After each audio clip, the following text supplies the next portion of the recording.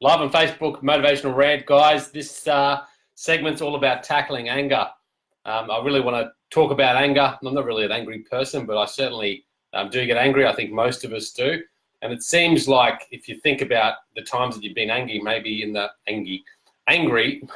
recent couple of days or recent weeks, if you think back to what makes you angry, sometimes just in hindsight, in contemplating it and thinking about it, it sounds totally ridiculous. And if you really analyze anger, it can seem rather pointless. Like, why do we have anger? We're social beings.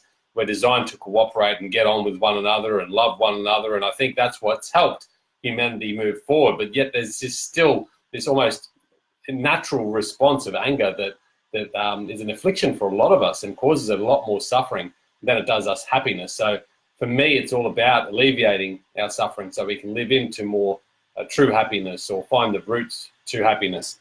There's actually a quote that a friend or acquaintance of mine, David Wood, used to say, and he said, anger is like drinking poison and expecting someone else to die.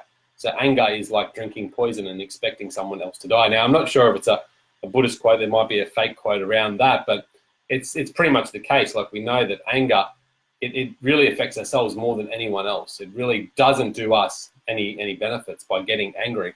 So that's why I want to talk about this, tackling anger. I've just read this book, which is a bit of Stoicism. It's about Marcus Aurelius. Great book, guys, if you're into Stoicism. I've read a few books about it now, and this one's a bit of a standout for me. I really love the story and the narrative of Marcus Aurelius and his journey.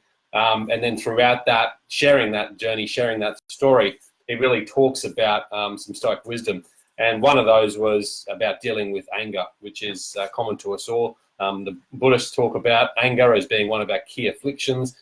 So it's a really important topic and one that we can tackle. I think the first place to start with is self-awareness.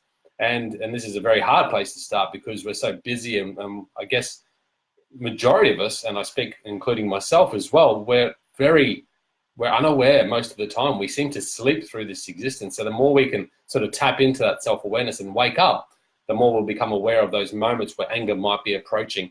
And if we can be more aware of those moments where anger is approaching, perhaps then we can find the tools or strategies to help us avoid having anger as such a reaction. And that, rather than just reacting like anger does, is we can respond better to that situation or event.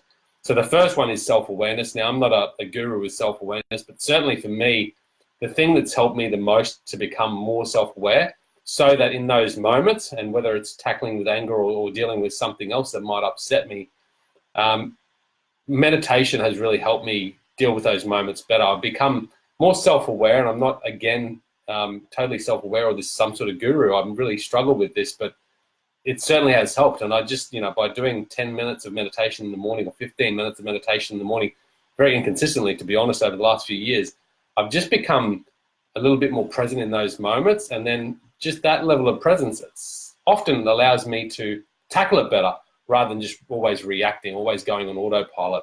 And I think that's what I'd say to help your self-awareness is really find a bit of a mindfulness or meditation practice that will work for you, and that'll help increase your self-awareness so that when you feel that sign of anger approaching, just in that moment you can go, geez, this is feeling similar to other moments where I've been angry.